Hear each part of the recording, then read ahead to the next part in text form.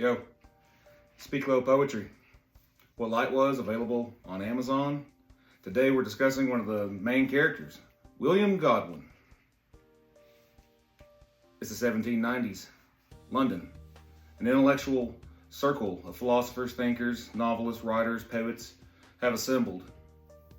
Under what guise? What's going on? The United States, young and thriving. The angst of the French Revolution is taking off, and they've all got something to say about both.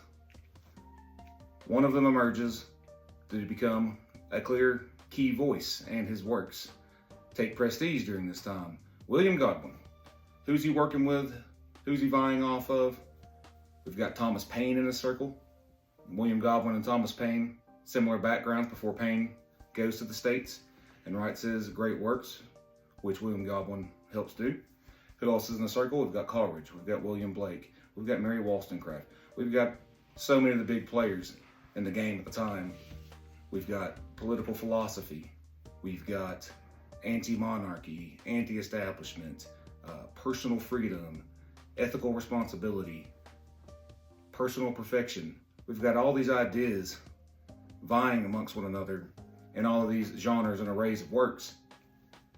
William Godwin puts them in a clear, rational order, while many of the other ones are pursuing emotional and psychological perspectives. What's going on is the budding development of Romanticism, clearly from this circle and spreading outward from it. Why does this matter? In What Light Was, we've got events, authors and their works in the early 20th century America, and showing how these themes and these developments that are happening early on in the development of the states, also in London at the time, supporting the fervor of the French Revolution after the states have gained their independence. We're showing how one thing starts and one thing ends, and the hopes, the idealism, the fears, and the mania that are happening simultaneously these generations apart. William Godwin.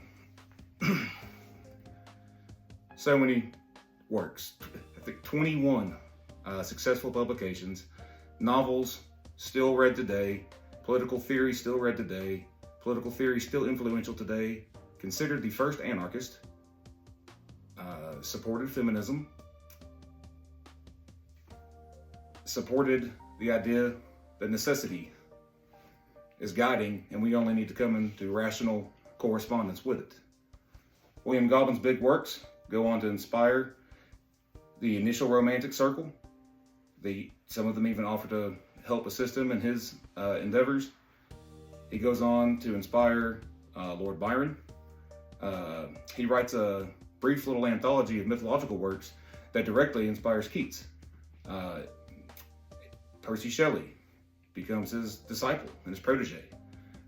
And William Godwin comes to fall in love, the philosopher that becomes the rational romantic, meets and falls for, mutually, Mary Wollstonecraft, the original feminist. First anarchist, first feminist, fall in love, have their correspondence. We're in London, England. We're changing America generations before. What you don't realize is you've met these two people. If you've gone to public school, you've encountered their works. Who was their daughter? Mary Godwin. Mary Wollstonecraft Godwin. Who does she marry? Well, after a bunch of scandal and some trials that are abided and griefs and losses, she marries Percy Shelley, and we've got Mary Shelley in the house. We've got Godwin and Wollstonecraft directly influencing Frankenstein, or the modern Prometheus. To close, we'll give you one William Godwin excerpt. We'll keep it good, keep it relevant. Thus was I cut off forever, from all the existence has to bestow, from all the high hopes I had so often conceived, from all the future excellence my soul so much delighted to imagine, to spend a few weeks in a miserable prison, then to perish by the hand of the public executioner. No language could do justice to the indignant and soul-sickening loathing that these ideas excited. My resentment was not restricted to my prosecutor, but extended itself to the whole machine of society. I could never believe that all this was the fair result of the institutions inseparable from the general good. I regarded the whole human species as so many hangmen and torturers. I considered them as confederated to tear me to pieces. And this wide scene of inexorable persecution inflicted upon me inexpressible agony. I looked on this side and on that. I was innocent.